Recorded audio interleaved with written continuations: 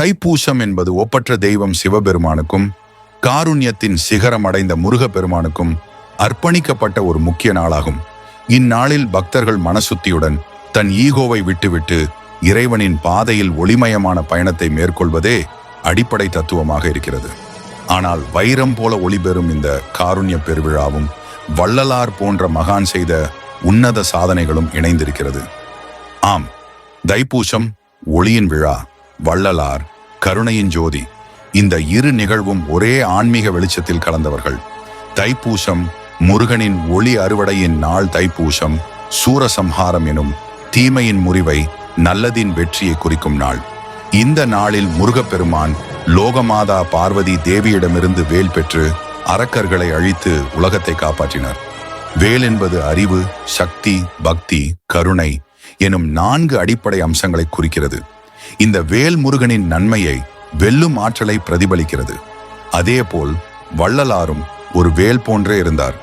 அவர் அறிவின் ஒளி, பக்தியின் தீவிரம், கருணையின் வடிவம், மனித குலத்தின் காப்பாளர். அவர் மத, ஜாதி, மொழி வேறுபாடுகளை தகர்த்தெறிந்தவர். உயிர் அனைவரும் ஒவ்வொன்றாக கருதி எல்லோரிடமும் அன்பு, கருணை, ஈகை, பசிப்பிணி தீர்க்கும் மனிதநேயம் கொண்டவர்.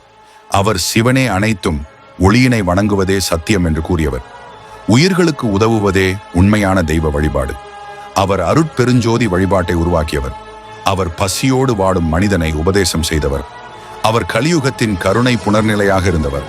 அதனால்தான் தைப்பூசமும் வள்ளலாரும் ஒரே விதமான ஒளியின் பிரதிபலிப்பாக உள்ளனர். வள்ளலார் பக்தியின் முற்போக்கு ஒளி. தைப்பூசம் என்றால் முருகனின் அருள், வள்ளலார் என்றால் அகன்ற கருணை. முட்டாள் தீய சிந்தனையை அழிக்கவே முருகன் வேலேந்தினார். இருட்டில் வாழும் மனிதனை ஒளிக்குள் கொண்டு வர வள்ளலார் வெளிச்சமானார். அவர்கள் இருவரும் இருளை களைந்து ஒளியை காட்டும் பேரொளியர்கள். தைப்பூசம் அன்று பக்தர்கள் காவடி ஏந்து வருகிறார்கள். அது உடலுக்கும் உள்ளத்திற்கும் சுத்தியை கொடுக்கும் வழிபாடு. அதேபோல் வள்ளலாரின் வாழ்க்கையும் ஒரு காவடியே. அவர் கருணை முழுமையாக சுமந்து சென்ற பேரன்பின் வடிவம். வள்ளலாரின் சொற்கள் ஒவ்வொன்றும் முருகனின் வேலாகவே இருக்கின்றன.